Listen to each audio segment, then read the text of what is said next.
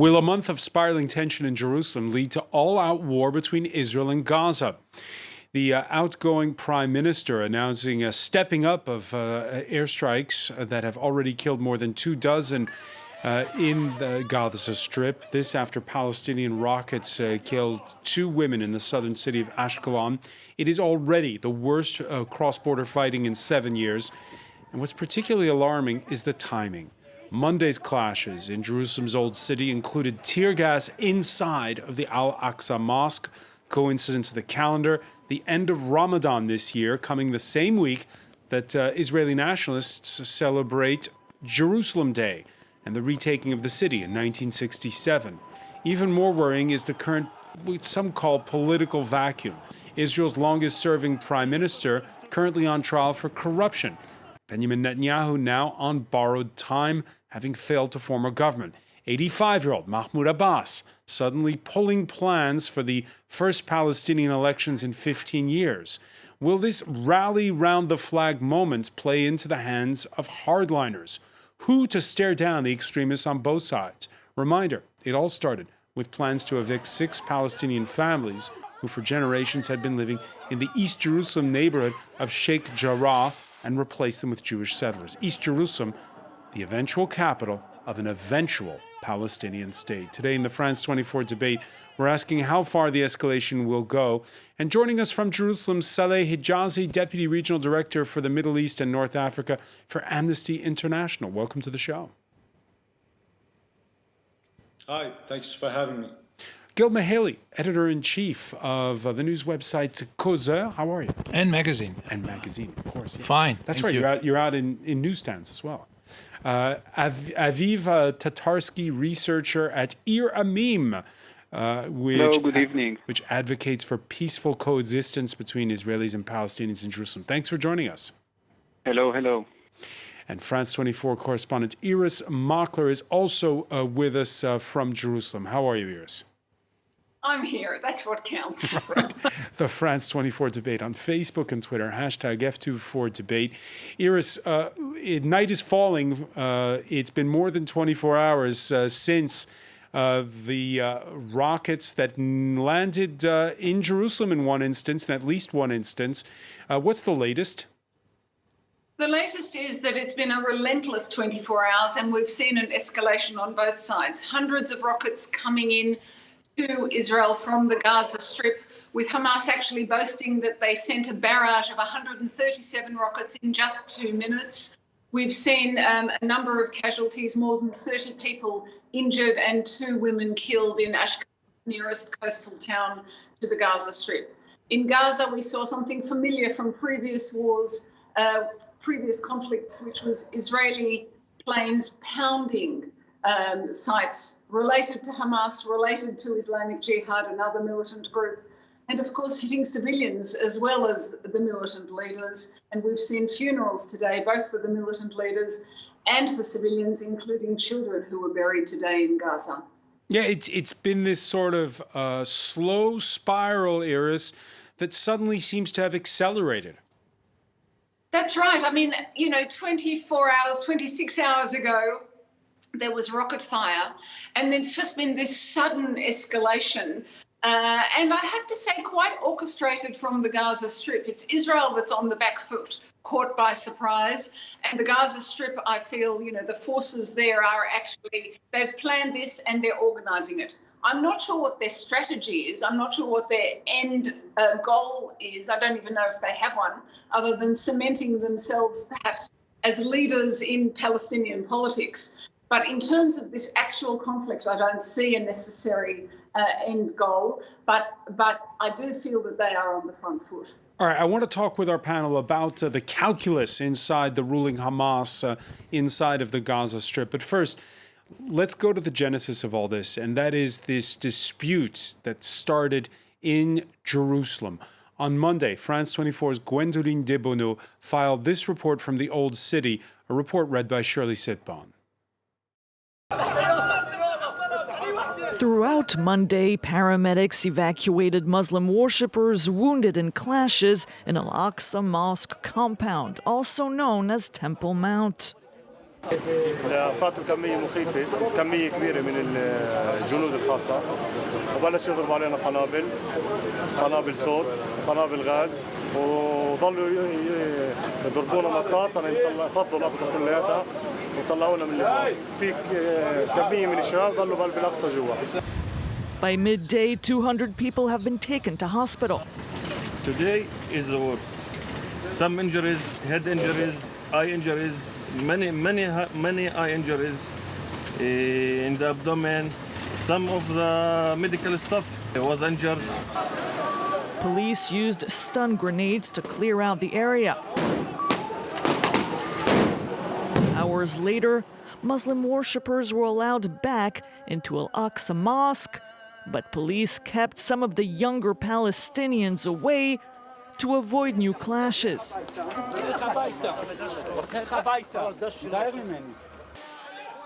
Protests and explosions continued throughout the day.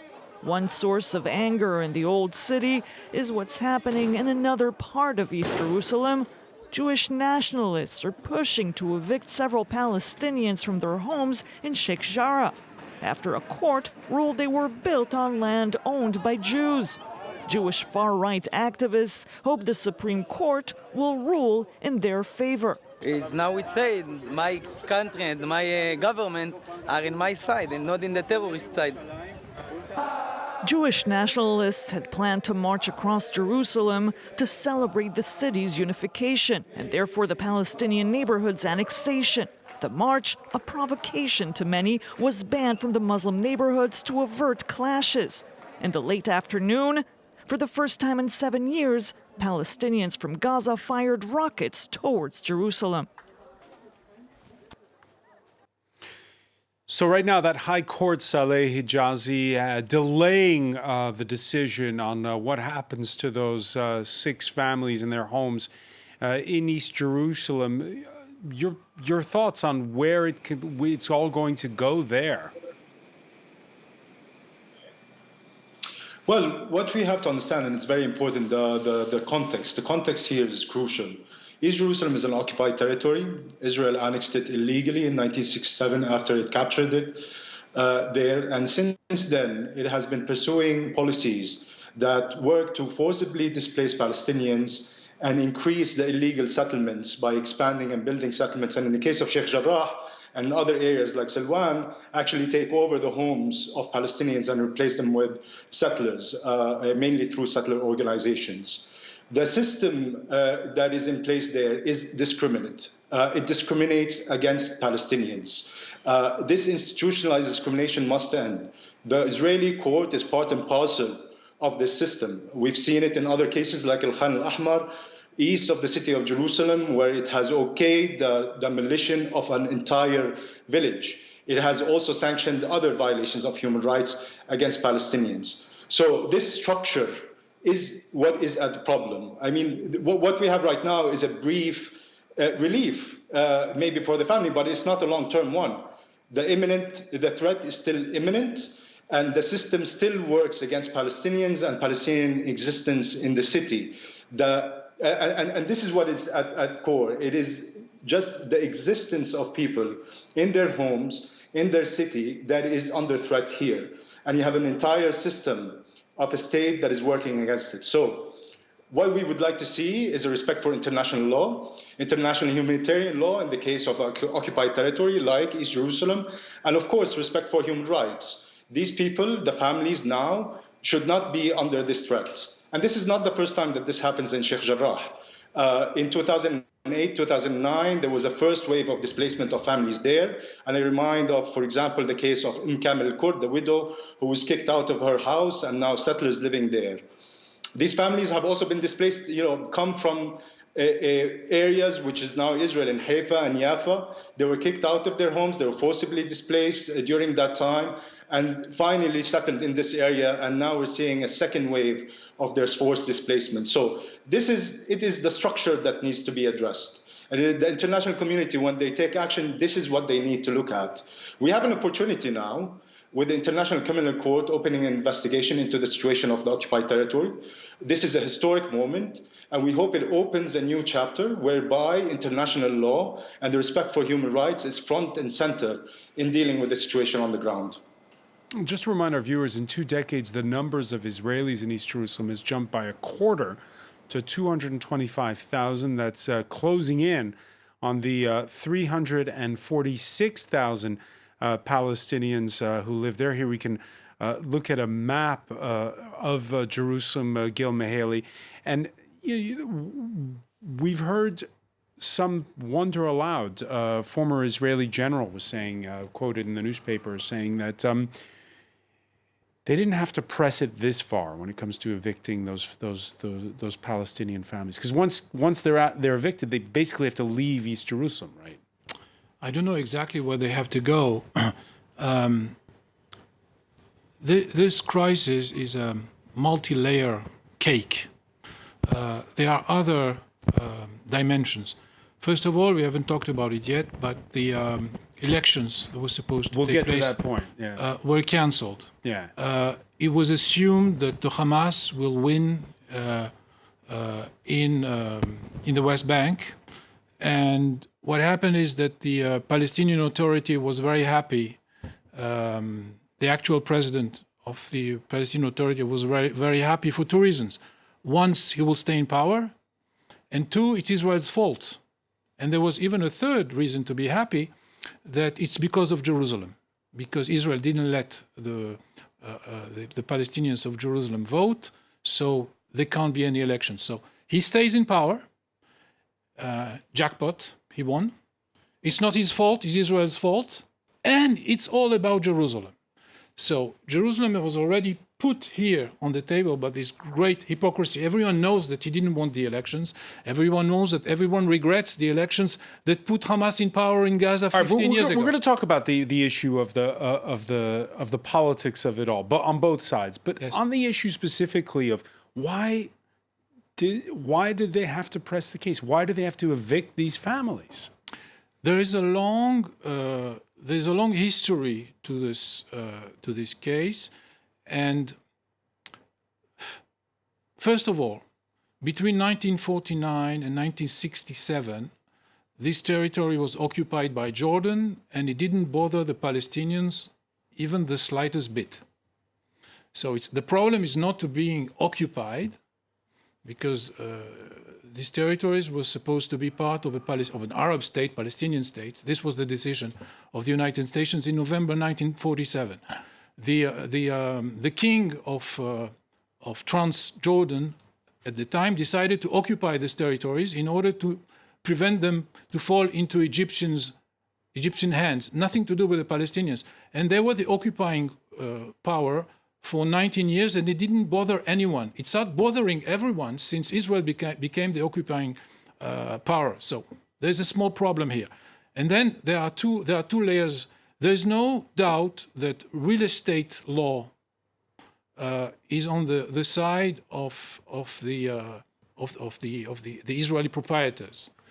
The problem is the political side, because everyone knows that we are not talking about property law, we're talking about sovereignty. And the Jews will buy or will occupy property that belongs to them, but it is within the context of a political project. So you have the courts that are ruling on a 50-year-old real estate case, and at one point they decide, and then because people don't want to leave their apartments, at one point the police decides to evacuate them, and then you have all these coincidences of dates and of a crisis. Yeah, the perfect storm that we were talking about. The perfect storm, exactly, or the perfect wave. Aviv Tatarsky, if they're evicted, what happens to them?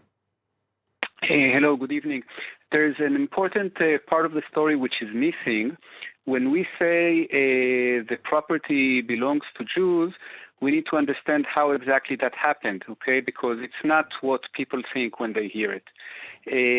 The land there in Sheikh Jarrah was bought by Jewish organizations in the mid-19th century, okay? Which means that in 1948, in the war, when the area came under Jordanian rule, those Jewish organizations actually lost their property.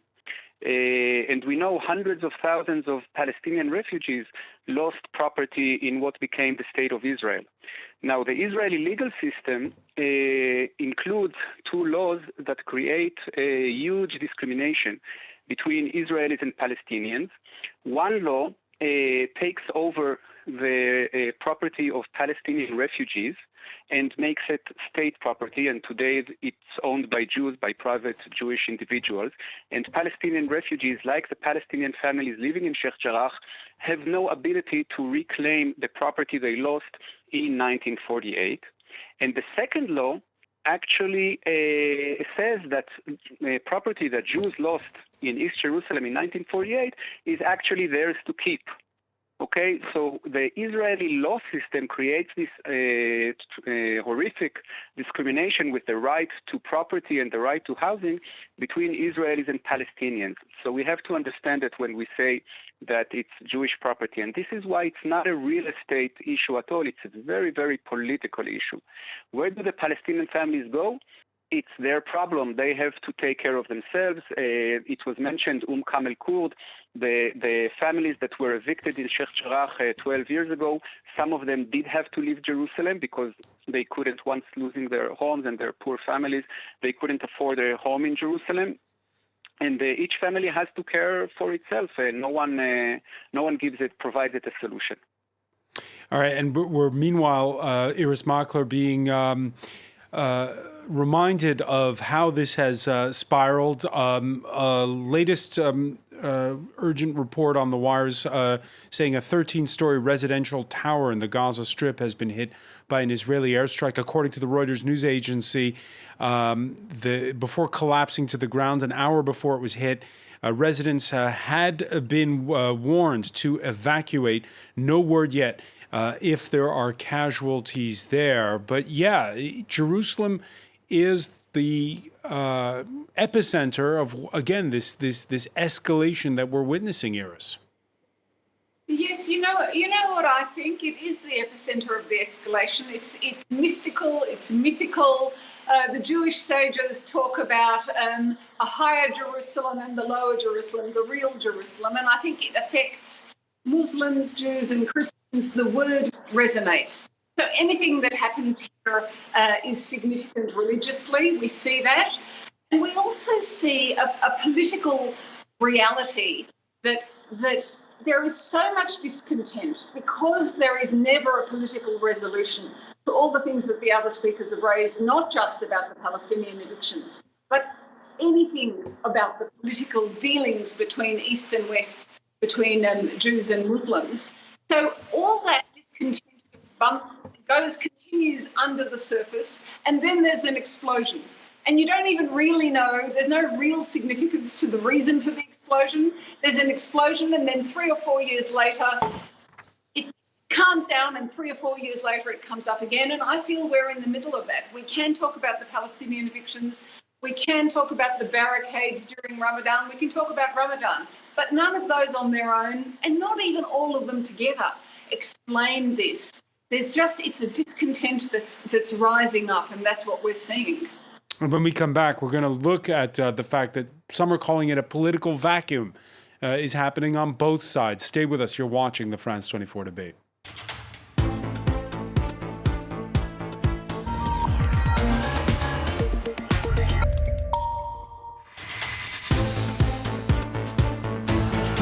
Welcome back, or welcome if you're just joining us. It's the France 24 debate. We're talking about how tension that had been brewing for a month in Jerusalem has now escalated into the worst cross-border attacks between Israel and Gaza in 7 years. We're in the company of Saleh Hijazi, Deputy Regional Director for the Middle East and North Africa at Amnesty International. Gil Mihaly, Editor-in-Chief of Causeur, the news website and the magazine publication. Aviv Tatarsky, researcher at Ir Amin, which advocates for peaceful coexistence between Israelis and Palestinians in Jerusalem. And France 24 correspondent Iris Makler. Yeah, before announcing a scaling up of strikes on Gaza, Israel's prime minister on Monday spoke of red lines. We are in a fight on several fronts. Jerusalem, Gaza, and elsewhere in the country. This evening, on Jerusalem Day, the terrorist organizations in Gaza have crossed the red line and attacked us with missiles in the outskirts of Jerusalem. Gil Mihaly, interesting choice of words there. A fight on several fronts, and he puts Jerusalem and Gaza on the same plane in that sense, in that clip we just heard. Your thoughts on that? Is it on the same plane? I didn't really understand the question, sorry. He says, we're in a fight on several fronts, Jerusalem, Gaza, and elsewhere in the country. So Jerusalem and Gaza, for him, are on the same plane? No, I didn't understand it like that. I think what he means is that there are also riots in other places within Israel, and like almost always when you have these rounds of violence, some Israeli-Palestinians, Israeli Arabs, take also part in riots, demonstrations, whether it is in Jaffa or in villages in the center of Israel. So I think what he's trying to say is that we are under siege, and let's get together and let's fight it out. Rally round the flag is also what he's saying. And yes. This is a caretaker prime minister now. A week ago, when the president of Israel asked Yair Lapid to have his go at trying to form a coalition, it seemed like perhaps this was the end of Benjamin Netanyahu. Mm-hmm. If I was speaking in a very sort of cynical manner, would I say that the current crisis could save him? When an Israeli statement dies, there's a huge show up because everyone wants to verify by his own that he's dead. So I will not bury Netanyahu until he's buried. He's still prime minister. He showed us before that he's very clever and especially extremely lucky. Last year, when he was losing, there was the COVID crisis that enabled him to lure guns into his government, and it doesn't mean that he is behind this crisis because probably we forgot that 2 weeks ago the Hamas fired about 40 rockets. It was also exceptional, and the army suggested to do exactly what they do now, and Netanyahu decided not to. He decided not to retaliate. He decided to try and cool things up. He didn't act like someone who's looking for a crisis. So he might profit from it. We know that there can't be a government in Israel without the support of Israeli Arabs, and especially without the support of the Islamic part. It's not the obvious partner is not the unreligious, democratic, progressive Arab parties, but the Islamic conservative party, which Netanyahu himself, in the last few months, legitimized in the eyes of Israeli public opinion, because he. So the current crisis is not good for him on pay. At least it looks. It might be good for him because it will be very difficult for the Arab Israeli members of parliament to sign into quite a right-wing government when their constituents, with people who voted for them, are watching what we are looking now at on the television. And since we are on a borrowed time, it suffices that this situation stays like this for a couple of weeks, and there will be another crisis that will allow Netanyahu to get out of it by another pirouette. Aviv Tatarsky, you agree that Netanyahu perhaps has been handed a lifeline? Well, actually, Netanyahu likes to present himself as the only Israeli leader that knows how to deal with all these challenges. And for years, he's been selling this idea of managing the conflict.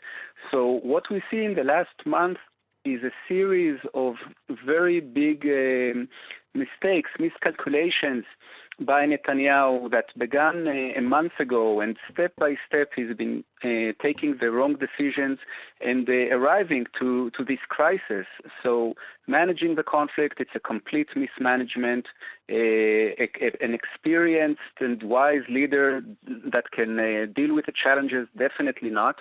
So I think it's a very big blow to Netanyahu, and unlike a previous crisis, now he also doesn't, there's a lot of mistrust in the Israeli public regarding what his motivations are and how it's connected to his trial and so on.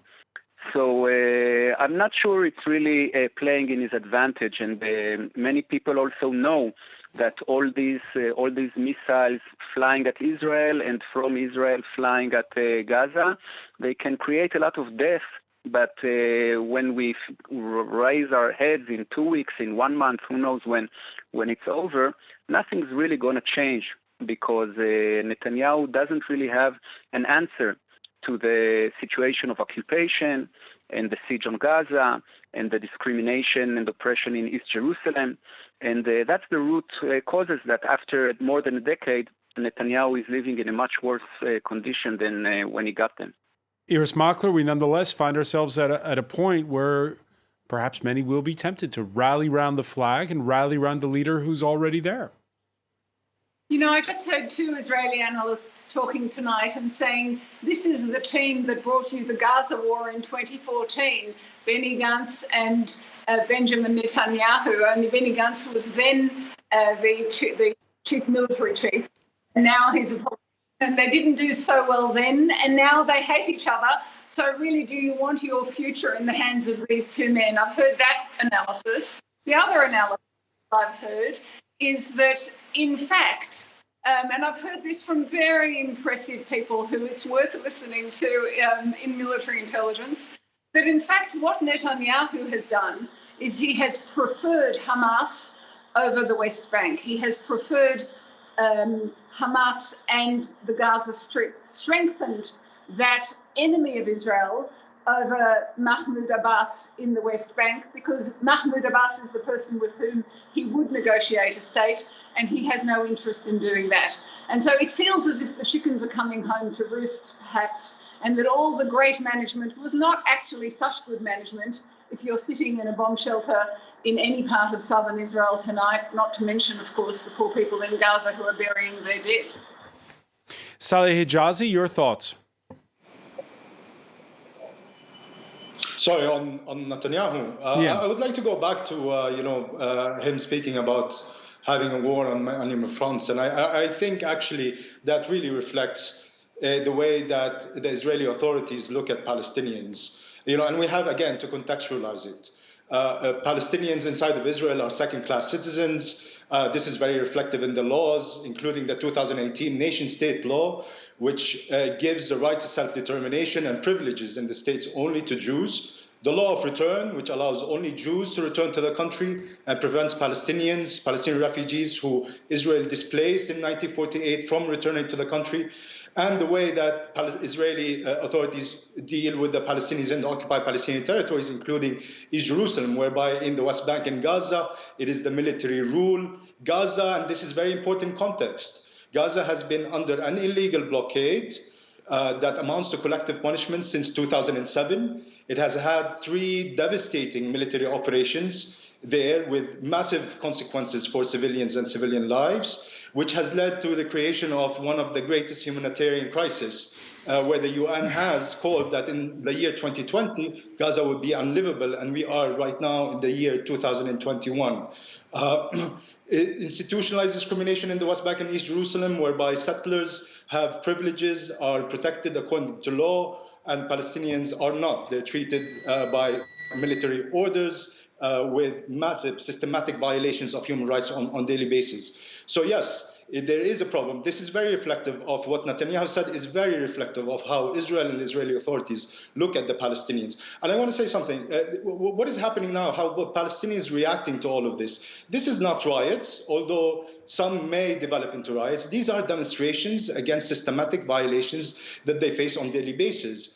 And the force that they are met with, like we've documented, we just put out a press release yesterday putting out our documentation over the past week about how Israeli forces have dealt with the demonstrations and the worshippers in East Jerusalem using unlawful and excessive force. There is a pattern there. We've been documenting it for many years. Palestinians are even prevented from protesting against this very oppressive reality in which they live. So yes, from Netanyahu's perspective, it is a war on many fronts. It is a war on Palestinian people. All right, so there's a legitimacy crisis, which we've talked about, or right now a tug of war over who's going to lead Israel going on. There's a legitimacy crisis as well on the other side. It was a little under 2 weeks ago, April 30th, the Palestinian president postponing elections scheduled for July. They would have been the first since 2005. Mahmoud Abbas blaming Israel for uncertainty about whether it would allow voting to proceed in Jerusalem. We made a lot of efforts with the international community so that they would force the occupying country to fulfill its promise to Jerusalem. But these attempts have so far been rejected. If they accept within the hour, we won't mind holding elections. Now, Sally, you heard Gil Mahali say in part one of our discussion, this is great if you're a leader who's heading to an election that he probably is certain to lose.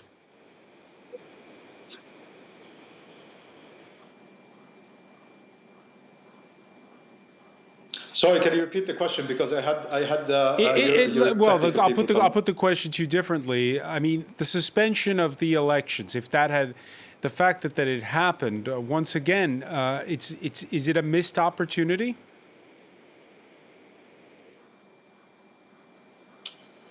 Look, Palestinians have the right to choose their own political representatives. They have the right to have free and fair elections and to enjoy their freedom of expression and freedom of opinion.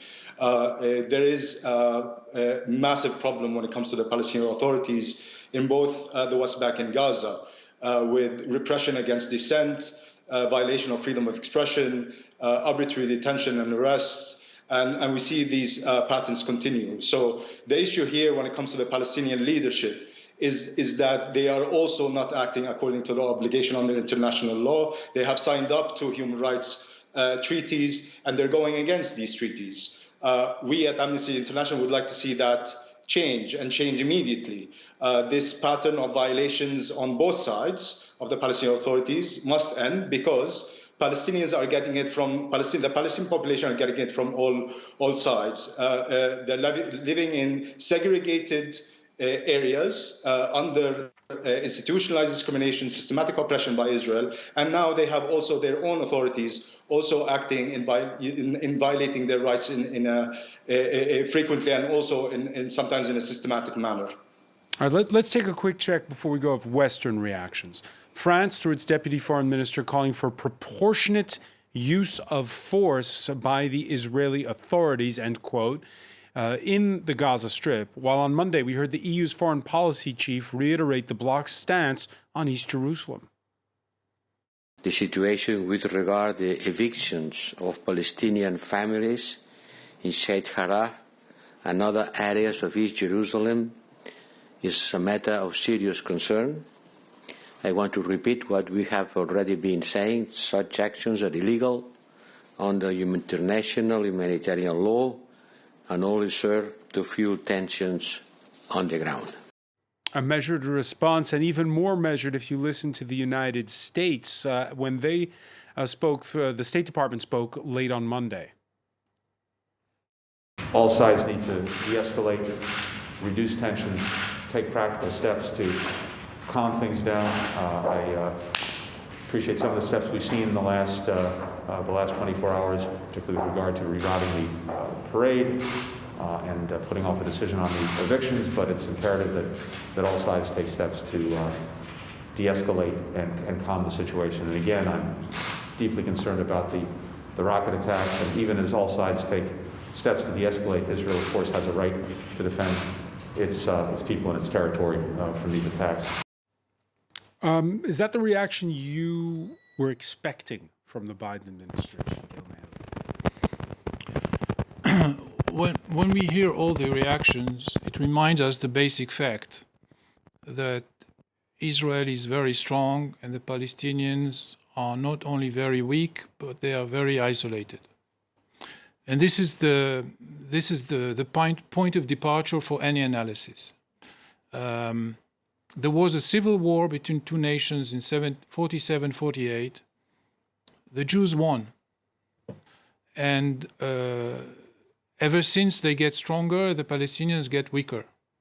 In the last decade or two, Israel managed to cut the Palestinians from an important part of the Arab support, and there was the signing of the Abraham Accords, and we haven't heard much from those countries that have normalized ties with Israel in the last 48 hours. No, but you've heard some hard declarations from Egypt, from Qatar. By the way, the Qatari just entered into Gaza a few days ago, $10 million. I think they also were surprised by the decision of Hamas to attack, which I remind everyone, since the Hamas organized this simultaneous launching of almost 140 rockets on Ashkelon, it means that they didn't decide yesterday morning that they're going to do it. It means that they prepared an ambush for Israel, and they took the decision to act quite a few days ago, because concentrating such firepower makes it also vulnerable for Israeli attack. So probably they decided to attack quite a few days ago. I'm closing this side debate. So it reminds the fact that it's the deputy minister of foreign affairs of France and not the president or the foreign minister, and everyone else is doing the minimum necessary in such circumstances. I don't see for the moment any pressure on Israel or any aid to the Palestinians. Iris Makler, who's going to tone this down? You know, that's an excellent question, and I don't know how long it'll take or who will do it. Perhaps in the end we'll see so many injuries in Gaza. That's been the pattern in the past, that the Western nations, which includes Europe, of course, and Washington, will step in and bring some kind of a halt to it through Arab intermediaries negotiating. I've just seen a wire saying that there's sirens in Tel Aviv, which means rockets falling on Tel Aviv. That kind of escalation means this could go on a little bit longer than I had myself thought it might last. Saleh Hijazi, before we go, your thoughts on the fact that in the Arab world we have not heard the strong reactions to the degree that, especially from those countries that have normalized ties with Israel recently? Look, I mean, in terms of what is happening right now with the exchange, the only way that you could break this cycle of violence is to ensure that there is accountability, that impunity is broken. The reason why we have this repeated over and over again, from 2008, 2009 military operation to the 2014, and now, where civilians on both sides are hit, and again in Gaza, a context whereby there is an illegal collective punishment blockade, a humanitarian crisis, 3 devastating wars. The only way that you can break this is by ensuring that this circle of impunity is broken. And again, we have just to remind, we have a historic opportunity with the International Criminal Court opening an investigation into the situation in the occupied Palestinian territories, the West Bank, East Jerusalem, and Gaza, and this could be a change, a new chapter whereby respect for international law, respect for human rights is front and center to what happens, and we could finally see maybe an end to these cycles. Aviv Tatarsky, we're out of time. Who are you looking towards to help to tone down right now this extreme tension? Well, if we remember that it began brewing through the situation in Jerusalem, the evictions in Sheikh Jarrah and the Israeli strong hand in Al-Aqsa compound, Temple Mount, then we can look back to the Obama administration that really drew red lines to Israel on both areas. It prevented Israel from carrying out evictions, and it made it respect the status quo in the Haram al-Sharif. And the Trump administration really changed that, and we saw the situation deteriorating with all kinds of moves that President Trump did. And now that there's a new American administration, it has not yet to redraw those red lines that were there all the time until the previous American administration. So this is very much a responsibility of the Biden administration, and he has not heeded yet calls of American senators and so on. Maybe it is a task. All right, the pressure on Washington. Aviv Tatarsky, I want to thank you so much for joining us from Jerusalem. Likewise, Saleh Hijazi, Iris Makler, our correspondent, Gil Mahaley. Thank you for being with us here in the France 24 debate.